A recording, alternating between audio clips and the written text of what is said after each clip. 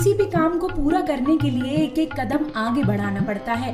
कोई भी चीज एक बार में करने का कोई शॉर्टकट नहीं होता। ऐसे ही भगवान ने हमें कुछ काम सौंपकर इस धरती पर भेजा जो हर किसी के लिए आवश्यक होते हैं। इनमें से कोई भी काम ऐसा नहीं है जिसे आप छोड़ सके या उसका कोई शॉर्टकट ढूंढ सके। इन सभी कामों का वर्णन हमारे शास्त्रों में किया गया है। इन्हें 16 संस्कार भी कहा जाता है।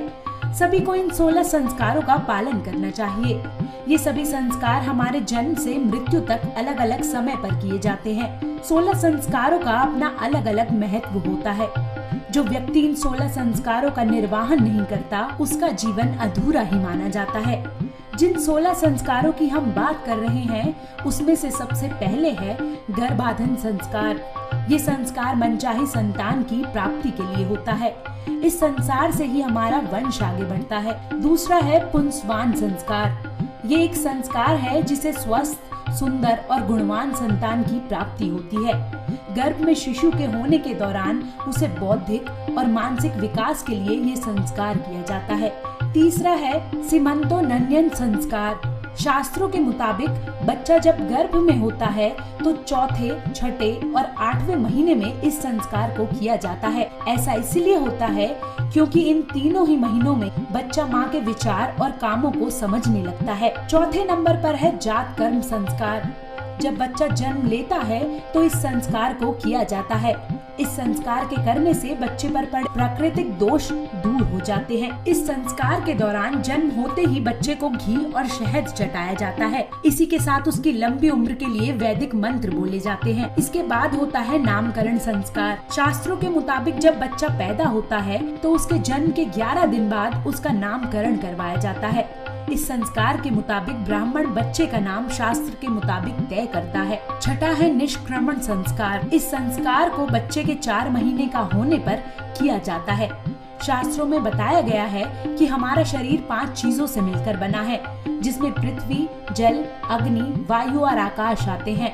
इन्हें पंचभूत कहा जाता है। इस संस्कार के दौरान पिता अपने बच्चे के अच्छे स्वास्थ्य और कल्याण की प्रार्थना करता है। 7वें नंबर पर है अन्नप्राशन संस्कार। अन्नप्राशन का मतलब होता है अन्न ग्रहण करना। ये संस्कार तब किया जाता है जब बच्चे के दांत निकल जाते हैं। ये समय तब का होता है जब बच्चा 6 से 7 महीने का हो जाता है। इसी संस्कार के बाद से बच्चे को अन्न देना शुरू किया जाता है। फिर होता है मुंडन संस्कार। मुंडन संस्कार बच्चे के 1 साल का होने पर करवाया जाता है। जो लोग बच्चे के 1 साल का होने पर मुंडन नहीं करवा सकते वो लोग बच्चे के 3 साल या 7 साल का होने पर मुंडन करवा सकते हैं। मुंडन संस्कार से बच्चे का सिर मजबूत होता है, साथ ही उसकी बुद्धि भी तेज होती है।